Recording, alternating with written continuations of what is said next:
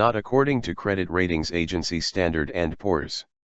In a note released on February 6, S&P said the banking regulators, BDDK, decision to transfer the management of Bank Asya to the Savings Deposit Insurance Fund, TMSF, does not affect the unsolicited credit ratings on Turkey. At first look, this makes sense. After all, S&P notes that Bank Asya's relatively small size, roughly 0.1% of banking sector assets, makes it rather unlikely that there could be any contagion effects.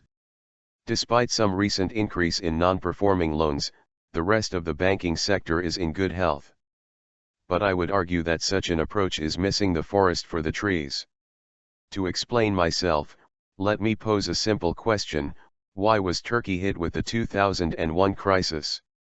You may tell me it was because of the banking sector, or that it was a political matter, triggered by the row between the president and the prime minister of the time.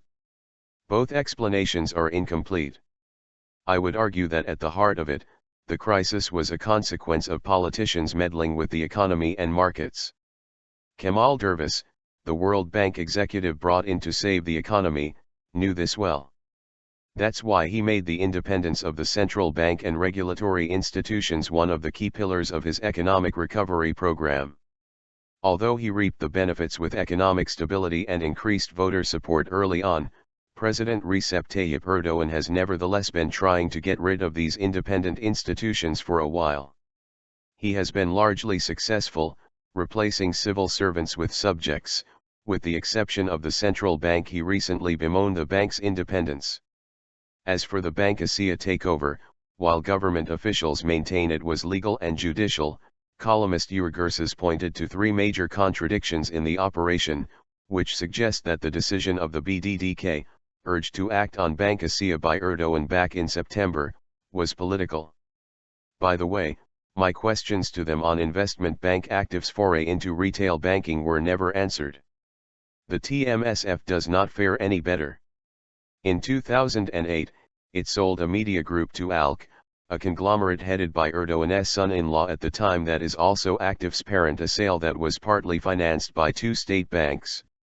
More recently, it appointed a former AKP deputy to head Daily Akşam in 2013, not to mention the asset freeze against the opposition Republican People's Party's, CHP, Istanbul mayoral candidate for an unpaid loan from 1998 right before the elections. S&P is therefore wrong in viewing the Bank Asya decision as an isolated incident and not a determined politicization of Turkey's institutions. And I am not the lone wolf on this one.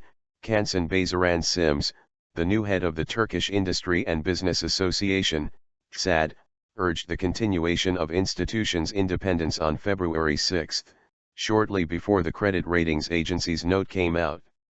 The Bank Asya takeover will not ruin the Turkish economy. It won't cause a tiny bit of stress in the banking sector either, just like a piece of ice crushed after hitting the Titanic a few hours before the fateful collision. However, it is obvious where the taka, a small sailing boat specific to the eastern Black Sea region of Turkey, is headed.